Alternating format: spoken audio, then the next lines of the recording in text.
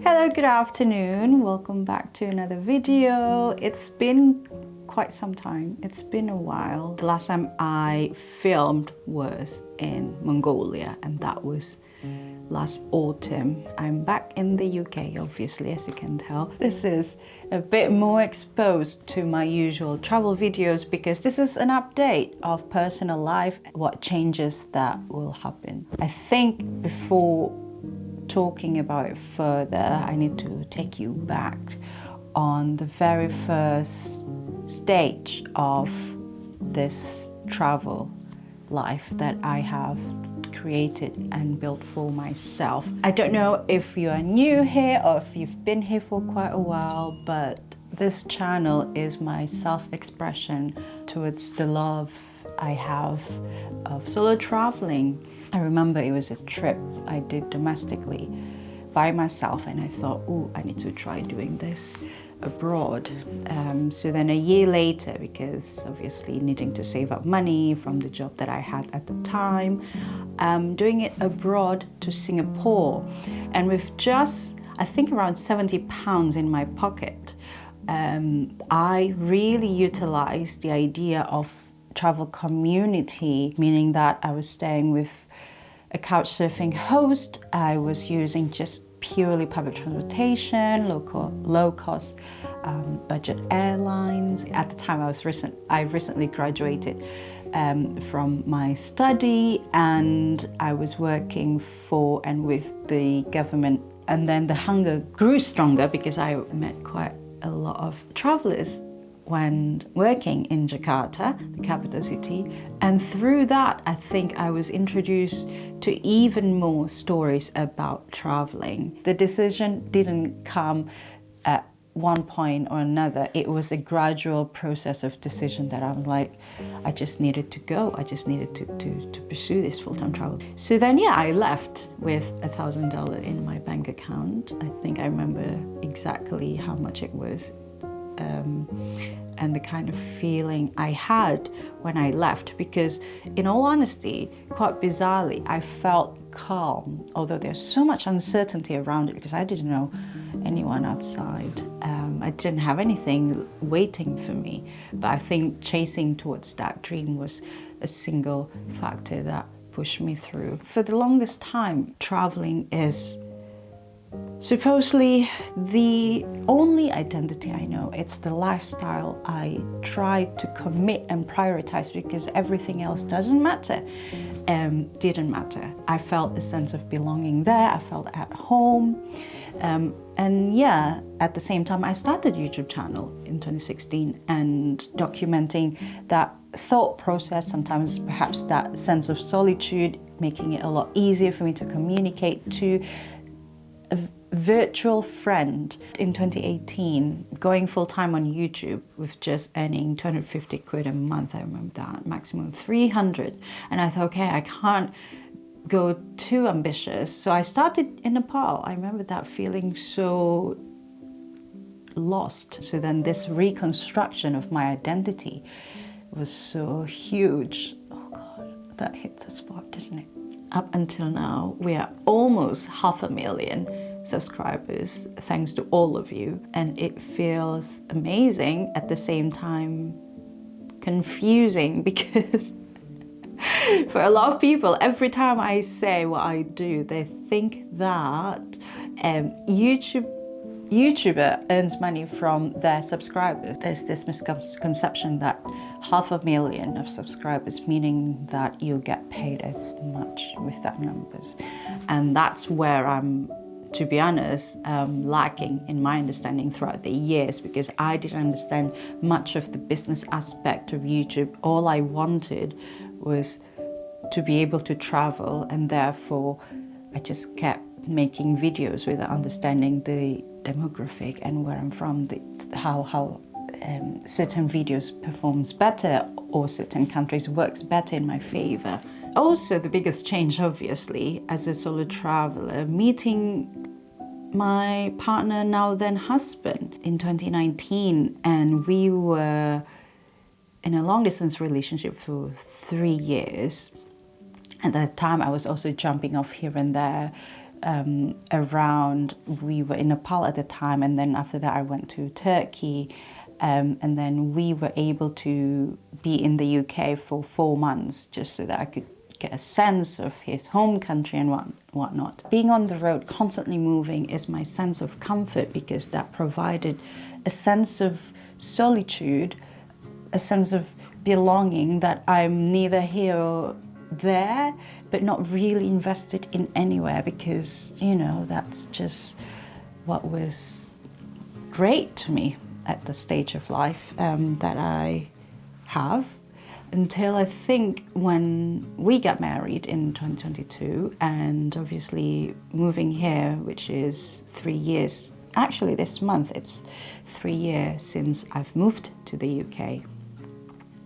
And obviously it's not the easiest. It's not so much about this idea of the UK being a much better country than others. It's the idea of not only I was moving or transitioning from a complete different lifestyle, from relying on a single, not a backpack, a single luggage, let's say, or 2 luggage. Everything was packable, easy to move.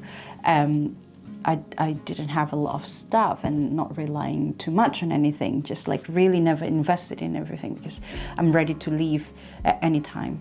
Until moving here, then I start to learn on how to live, what people do when they have a home. The adaptation of not only moving and adjusting to a different culture, having to adjust to a complete different lifestyle, different weather, nuances of the society is a lot. So in the beginning, in the first 2 years, it was really hard to just pin me down mentally because I would get really anxious, like so much anxiety around staying put in one place for a month or 2. And I'm like, oh my God, I'm not moving, I'm not producing any content on YouTube because the demand of social media is also quite a lot. The downside to having YouTube travel being your job is that you are not actually often experiencing these travels for yourself. You're like constantly having to share that to the audience and stay relevant. Even though I had so much grieving process the first 2 years of it's as if like I don't want to part ways with that travel self as my identity. But I find that I don't have to say goodbye to that. I can expand my identity beyond than just a traveler, and it doesn't have to be either or, because it's as if like the stakes are so high, leaving one life to the other. But at the same time, I don't think it has to be that way, because I can enjoy being on the road, at the same time enjoy being here, like enjoying life, getting to know people, seeing familiar faces, and obviously enjoy being with my very own husband. Gosh. So here it is, the beloved. Here it is. David John Williamson. Full name. Very formal. It's the 3rd year of our marriage, and to be honest, it's been nice. Oh, that's good to hear. That's a very a rave review. Do you know? No, I think it's because there's this. Sorry, there's this idea that just because you're a full-time traveler and solo traveler, like people don't assume that you appreciate stability and marriage. They assume you're in an open relationship, or like how could you remain in like a monogamous relationship? Yeah, monogamous and faithful. Obviously, I wasn't on the road as much as you, but I did obviously travel quite a lot in 2018. And then for the first 3 years, whenever we met, it was always like on the move. When you're traveling, like there's the buzz of it, but you're also slightly like defenses are up a little bit on high alert because you're constantly adjusting to new places. So really, whenever we were with each other, we were always in that state a little bit. It took us a few days even to, just to get used to each other again. I guess the last couple of years it's been nice, even just put the UK aside, it doesn't really matter, just having the single place where we've been able to like build a bit of stability together. 3, I think, not a couple. Yeah, 3, well nearly 3 now. Yeah, when I'm on the road, that's just work. I don't really try to have fun as much. No, I mean work as in like film, travel, conceptualize, like so much thing going on. And when I'm at home for the last 3 years, there is that separation. And then I can enjoy having day-to-day routine and things like that. But also the travel limits me from developing further regarding friendships. I'm trying to say is that this year, after our expensive visa extension, which is very funny because a lot of people think that I would be automatically gaining a British passport just because I'm married to you. This is where the exciting part, oh my God, how long has it been? The exciting part that we are hoping to purchase our very first home. And I think even bigger than just buying a first home, which is already a big decision, it's like, where do we want to buy that home? Really, I guess in the last 10 years of both of our lives for different reasons, there's not been that kind of sense of like permanence about choosing a place to live. And I know obviously if you buy, you can move again. Yeah. But this feels like we're like, okay, we're choosing our home. It's like, it's not we've just landed here because we're traveling or because we're renting it. It's like what town, what city, what village what do we want to live in? And that's like a big decision. What sort of community? What do we value in our day-to-day life? Yes. Like, what are we really looking for? What kind of lifestyle actually we have? I mean, we both work from home. Questions. The search has been narrowed down to specifically England. It's not going to be about house viewing, but more so experiencing different potential I think you've even towns. said what we're doing yet. As in, like, you haven't said that we're making videos about it. Correct. I meant we're hoping to document that process, including visiting different towns that we thought of as, moving to. At this point, it's really random. We actually don't have any particular So we've got a few towns that we've narrowed down. They are a bit random. They're a bit all over. I think there's one that's just over the border in Wales, but most of them are in England. Most of them are actually in northwest, northeast. Yeah.